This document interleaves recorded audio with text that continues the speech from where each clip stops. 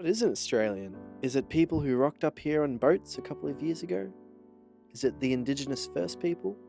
Is it people who have only lived here for 20 years, like my dad? Is it me? I was born here, but my ancestry is from halfway across the world.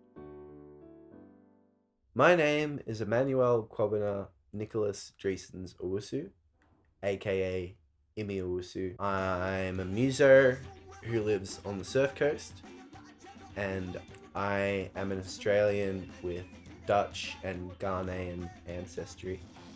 A lot of the stuff I do is, I guess, based on fusion of like a lot of African influences. It's very quirky, kind of very bubbly, I guess. And yeah, I guess there's lots of like not only African influences, but like a lot of kind of like bluesy kind of coastal rock influences. Because like, although I've got African heritage, like I did grow up on the coast, and everyone listens to like a lot of cool like surfy coastal rocky kind of stuff.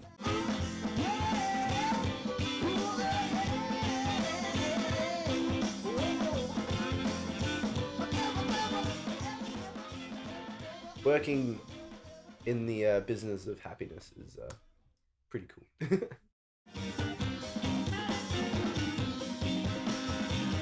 So my dad kind of cut his trade as a musician and ended up landing here in Australia. And so as a child, I grew up around a lot of music, got dragged off to all the festivals. It was always kind of there in the background, music. I didn't really take it seriously as a profession until I was in my second year of uni, and I went on tour with one of my bands up to Byron Bay. So we played, it was my first tour, I was really excited. We actually went to Splendor in the Grass as well. I got to see some really big bands I'd never seen before in the flesh, and that was really inspiring to me. So when I came back, completely out of the blue, because I was really into uni, I never thought I'd drop out, but decided to drop it and just pick up music. I actually went over to Ghana to study with my grandfather over there around this time last year, to learn a lot of like Afro high life, Afro guitar kind of stuff.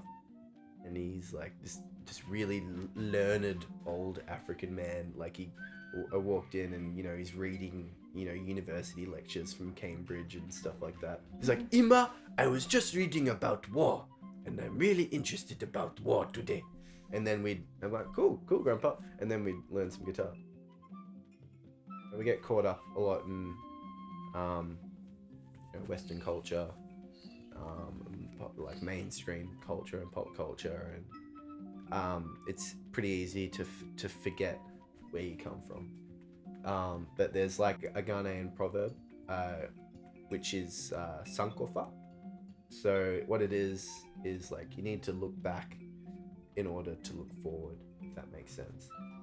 So it's like a symbol of like a crane or a bird or something. So it's like this bird that's bending its head back to go forward. So you need to look back. You need to know where you came from in order to go forward. My name's Jenny Curran. I'm from Ireland. I'm a visual artist and I'm Australian. My favourite medium to work with is watercolour because I like mixing all of the colours together. So other mediums would be lino print. I dabble in acrylic paint but don't really do it that much. I do fine liner drawings quite a lot. I specialise in dog portraits, as we call them. I think my style would be... It's a bit inconsistent. It's kind of whatever I decide that I feel like doing that particular week or day. I just kind of think of an idea and think, okay, what do I need to do first?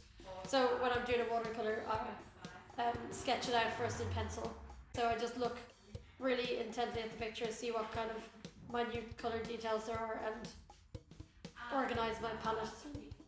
So I used to be a chef, and to stay here as a foreigner, to stay here you have to get sponsored in a job, but my sponsorship fell through because the place closed down. And by this stage I'd pretty much lost the passion for Sheffield a while ago. So that's where like it led me to the art, to like, oh well, what makes me happy? Painting and stuff like that. I think positivity and spreading the joy would be like my aim in my artistic journey. I definitely think Melbourne is the best place to be if you're from a different culture, and especially an artist, because it just seems to accept anything. You see everything around here, like, you know, even all the street art is so different.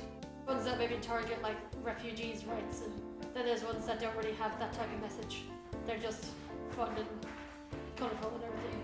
The street art pretty much defines Melbourne, I think, as a place. And there's so many different cultures on the walls everywhere. So I think that is a good example. Cultural background, not really important to me. So I wouldn't really say it influences my life all that much, except for I've got like the gift of the gab, as they say. So there's a few situations I've like talked myself into or out of because of my accent. So that's the only way my culture aids me. Yeah, it mustn't like it. You don't really think about it that much, but I suppose it has affected me and brought me to where I am now. Because if I was born here, like I probably wouldn't be doing art, because nothing would have given me that push into it. My name is Ruby Slocky. I'm a fashion designer. I'm Indigenous and white Australian. I mostly enjoy making clothes because I love being able to express myself via fashion, and Indigenous art does influence aspects of it. Probably vintage fashion and design and art, mostly 1920s to 1950s, I would say. I hope that I make clothes that other people enjoy looking at and it makes them happy. My mum is white and my dad is Aboriginal. My dad's father was brought to Australia from Vanuatu on slave ships.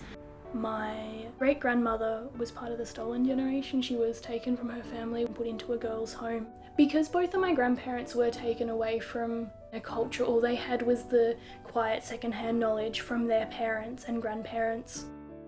Sometimes when you identify as Aboriginal, people automatically have this stereotype of you in their brain, which isn't fair.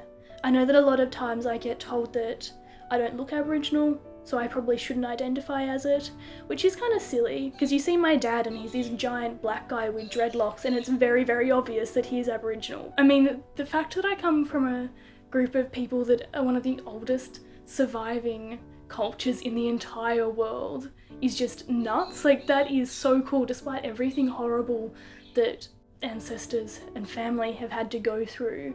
They are still here and kicking around and working as hard as they can to get it back on track and keep culture alive and part of everyday life, and it's really, really, really special that I get to have that. There's this part of me that just automatically does some things which I still don't fully understand. I mean, sometimes I go to places and I've never been to them, and there's this immense feelings of certain things like pain and loss or love, or just that I'm not meant to be there. And sometimes I learn later on that there's been giant massacres and things like that, or something horrible's happened, or it's a men's place and I'm not meant to be there, but my body just seems to know these things. And I mean, I'm not completely Aboriginal. My mum is white, very European in background, so it would be sort of, I don't know, if I just completely ignored the fact that I was white and just went with being Indigenous,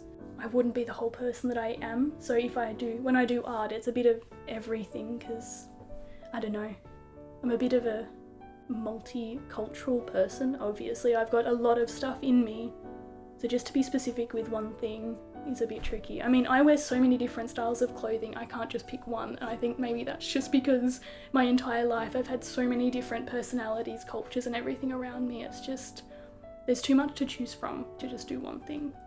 So adapting yourself into the environment, art-wise, fashion-wise, life-wise, is fun and a bit more beneficial to everyone, I think, because you learn a lot more.